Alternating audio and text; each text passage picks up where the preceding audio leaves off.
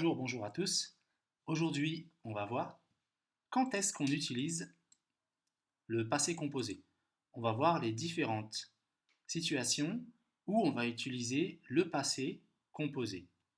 Donc d'abord, le passé composé, c'est un temps qui permet d'envisager l'action comme accomplie au moment de l'énonciation.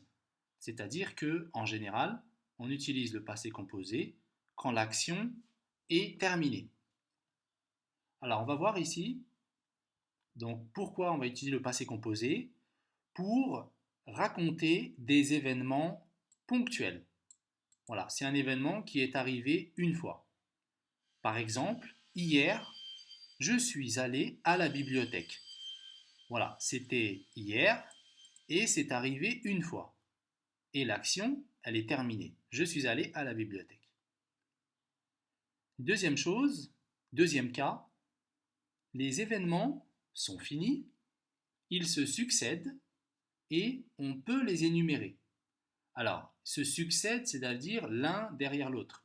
On a un événement, ensuite on en a un autre, voilà, l'un derrière l'autre. On peut même les énumérer, c'est-à-dire on peut dire la première action, la deuxième, la troisième, etc. Par exemple, hier, j'ai déjeuné avec des collègues, j'ai pris les transports en commun et le soir, j'ai dîné au restaurant. Donc on voit ici une action qui est derrière l'autre. On a les actions qui se succèdent. Et à chaque fois, on voit que les actions sont terminées. Donc ici, la première action, j'ai déjeuné chez des collègues. Voilà, après c'est terminé. Ensuite, j'ai pris les transports. Et ensuite, j'ai dîné au restaurant. Vous voyez ici, on a trois actions, trois événements qui se succèdent. Ensuite, on a des événements qui sont bien limités dans le temps. En général, on a des indicateurs de temps qui nous donnent le temps qui est bien limité. Par exemple, il a attendu le train pendant 1 heure. Il a attendu, passé composé, le train pendant 1 heure. La semaine dernière, là aussi, on a un indicateur de temps. La semaine dernière, nous sommes partis en vacances. Nous sommes partis. En 1995, nous avons visité Tanger. Donc vous voyez qu'à chaque fois, on a un indicateur de temps. On utilise aussi le passé composé quand on a un événement qui a un prolongement dans le présent. Donc on a un événement qui va se dérouler dans le passé et cet événement va avoir des conséquences ou bien va avoir un rapport avec le présent. Par exemple, j'ai toujours pensé que je pouvais le faire. Quand je dis j'ai toujours pensé que je pouvais le faire, ici passé composé, ça sous-entend que même maintenant, dans le présent, même maintenant, je le pense. Je pense toujours que je pouvais le faire.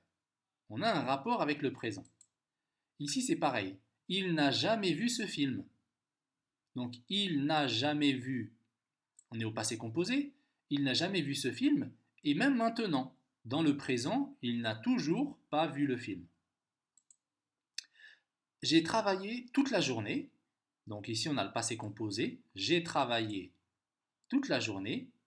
Je suis épuisé. Voilà. Le résultat, dans le présent, il est épuisé, il est fatigué. Je suis fatigué, je suis épuisé. Un autre exemple, il a trop mangé. Bon, j'ai oublié de mettre le A ici. Ici, l'auxiliaire avoir. Il a trop mangé, il a mal au ventre. Vous voyez, il a trop mangé dans le passé et dans le présent, il a mal au ventre. Et alors, un dernier cas, c'est un changement d'état par opposition à l'imparfait. Donc, par rapport à l'imparfait, on va avoir une action à l'imparfait et quand on va avoir un changement d'état, on va utiliser le passé composé. Par exemple, il conduisait très vite. Un jour, il a eu un accident. Vous voyez, ici, il conduisait très vite. On peut dire que c'est une habitude. Il conduisait très vite. Donc pour l'habitude, dans le passé, on utilise l'imparfait. Et là, on a quelque chose qui vient changer. Il y a un événement qui vient troubler, qui vient perturber cette habitude. Donc il conduisait très vite et un jour, il se passe quelque chose. Un jour, et là c'est le passé composé. Un jour, il a eu un accident. Là c'est pareil. Je me promenais dans un parc et soudain, j'ai rencontré mon ami d'enfance.